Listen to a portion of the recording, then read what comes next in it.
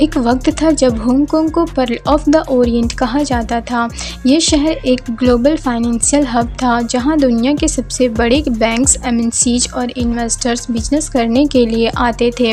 ये सिर्फ एक बस्टलिंग मेट्रोपोलिस नहीं था बल्कि एक सिंबल ऑफ फ्रीडम, कैपिटलिज्म और डेमोक्रेसी था जो चाइना के स्ट्रीट कम्युनिस्ट रूल से अलग खड़ा था। लेकिन आज हांगकांग सिर्फ एक शैडो बन चुका है अपनी ही ग्लोरियस पास्ट का। फॉरेन बिजनेसेस भाग रहे हैं, स्टॉक मार्केट कोलैप्स हो रहा है और जो शहर कभी एशिया का इकोनॉमिक किंग था वो धीरे धीरे बीजिंग के कंट्रोल में घिर रहा है। ये डाउनफॉल नेचुरल नहीं था, ये एक केयरफुली प्लान्ड टेक ओवर था जो चाइना ने हांगकांग पर इम्पोज किया। आज हम जानेंगे कैसे चाइना ने हांगकांग की इकोनॉमी को क्रश किया। तो चलिए शुरू करते हैं।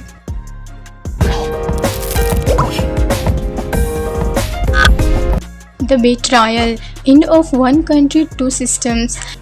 1997 में जब ब्रिटेन ने हांगकांग को चाइना को वापस किया तब एक स्पेशल एग्रीमेंट साइन किया गया, वन कंट्री टू सिस्टम्स। इसका मतलब ये था कि हांगकांग के पास अपनी इकोनॉमिक और पॉलिटिकल ऑटोनॉमी होगी कम से कम 15 साल तक। इस सिस्टम की वजह से बिजनेसेस और इन्वेस्टर्स का ट्रस्ट बना रहा और हांगकांग एक ग्लोबल फाइनेंशियल हब के तौर पर ग्रो करता रहा।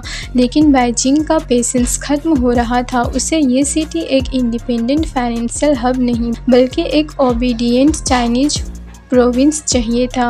2014 में जब चाइना ने अपना पहला सॉलिड मूव किया हांगकांग के पॉलिटिकल सिस्टम पर कंट्रोल बढ़ाने की कोशिश, जब हांगकांग के लोगों ने प्रोटेस्ट किया तो चाइनीज़ गवर्नमेंट ने ब्रूटल क्रैकडाउन्स और सेंसरशिप का सहारा लिया। ये एक वार्निंग साइन था कि बीजिंग अब अपना असली चेहरा दिखाने वाला है। इन्वेस्टर्स क्वेश्चन होने लगे और बिजनेसेस को ये समझ आने लगा कि हांगकांग की फ्रीडम अब सिर्फ नाम की रह गई है। 2019 तक ये इंस्टेबिलिटी और भी ज़्यादा बढ़ गई। जब हांगकांग गवर्नमेंट ने एक्स्ट्राडिशन बिल प्रपोज किया तो लोग सड़कों पर आ गए।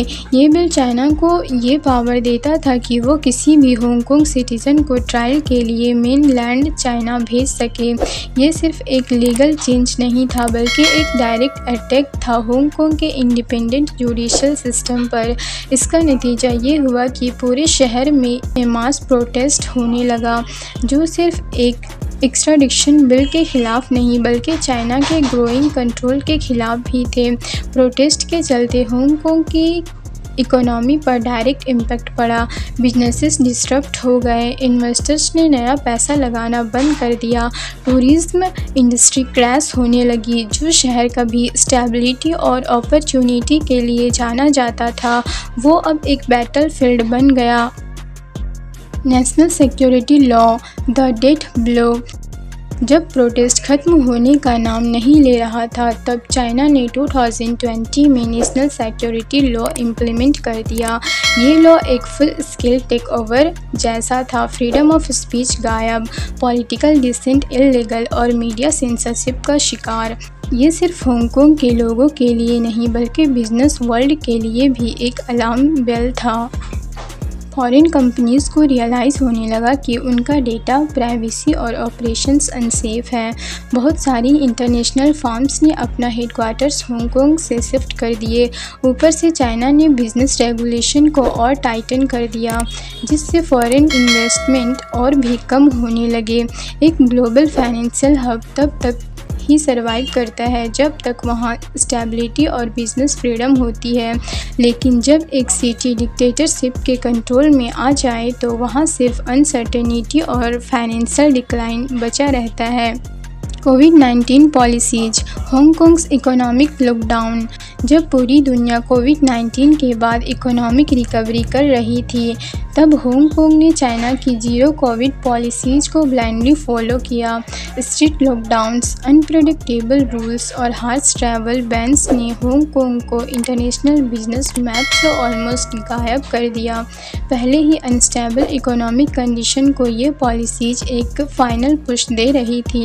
हांगकांग का हॉस्पिटलिटी और रिटेल सेक्टर क्रैश हो गया जो पहले ही प्रोटेस्ट की वजह से डैमेज हो चुका था।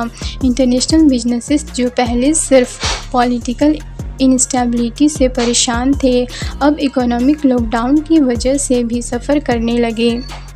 The great exodus, business and talent run away from Hong Kong. 2022 तक हांगकांग एक ऐसी कंडीशन में आ गया जहां से वापस आना मुश्किल था। चाइना के टाइट कंट्रोल, स्ट्रिक्ट लॉ और अनस्टेबल इकोनॉमी ने ये क्लियर कर दिया कि हांगकांग अब वो बिजनेस पैराडाइज नहीं रहा जो पहले था। फाइनेंशियल एनालिस्ट और बिजनेस टाइकून्स सिंगापुर और दुबई जाने लगे। 2 लाख से ज़्यादा प्रोफेशनल्स और स्किल्ड वर्कर्स हांगकांग छोड़ चुके थे। जो ग्लोबल बैंक्स और एमएनसीज पहले हांगकांग को अपना एशियन हेडक्वार्टर्स मानते थे, उन्होंने अपनी ऑपरेशंस शिफ्ट करना शुरू कर दिया। एक ऐसा शहर जो सिर्फ कुछ साल पहले तक एशिया का फाइनेंशियल कैपिटल था, अब सिर्फ एक चाइनीज़ कंट्रोल्ड इकोनॉमिक डिजास्टर बन चुका था। The geopolitical shift, the west reaction. Hong Kong का डाउनफॉल सिर्फ एक लोकल इशू नहीं था बल्कि एक ग्लोबल जियोपॉलिटिकल शिफ्ट का हिस्सा भी था। जब यूएस और यूरोप ने देखा कि हांगकांग अब चाइना के फुल कंट्रोल में आ चुका है तो उन्होंने अपनी इकोनॉमिक पॉलिसीज़ भी शिफ्ट करनी शुरू कर दी। वेस्टर्न कंट्रीज़ ने हांगकांग से इन्वेस्टमेंट्स विड्रॉल करना शुरू कर दिया। नए बिजनेसेस डील्स फ्रीज हो गए और ट्रेड रिलेशंस वीक होने लगा। ग्लोबल इन्वेस्टमेंट जो पहले हांगकांग को एक ट्रस्टेड फाइनेंशियल हब मानते थे, अब नए सेफ इन्वेस्टमेंट जोन्स ढूंढने लगे। एक वक्त पे जो शहर ईस्ट और वेस्ट के बीच एक ब्रिज था, अब सिर्फ एक आइसोलेटेड चाइनीज़ फाइनेंशियल जोन बन गया। The fall of a financial empire. आज का हांगकांग एक ब्रोकन सिटी है। स्टॉक मार्केट क्रैश होने लगा है, फॉरेन इन्वेस्टमेंट्स ऑलमोस्ट जीरो हो चुकी है और टॉप टैलेंटेड माइग्रेट कर चुके हैं। जो लोग कभी हांगकांग को एशिया का इकोनॉमिक टाइटन मानते थे, उनके लिए अब ये सिर्फ एक हिस्ट्री का चैप्टर बन चुका है। बेइजिंग का जो ड्रीम था कि हांगकांग को एक फुल्ली कंट्रोल चाइनीज़ टेरिटरी बना दिया जाए, वो कंप्लीट होने के करीब है, लेकिन उसके कॉस्ट पर हांगकांग का इकोनॉमिक डेट वारंट लिख दिया गया है। हांगकांग की इकोनॉमी कभी दुनिया की टॉप कंपनीज़ में थी, लेकिन आज मुसीबतों में घिरा है। क्या ये दोबारा संभल पाएगा या ये गिरता ही रहेगा? आपको क्या लगता है? हमें कमेंट्स में ज़रूर बताएं और वीडियो इन्फॉर्मेटिव लगा तो लाइक, शेयर एंड सब्सक्राइब करना ना भूलें। Thanks for watching.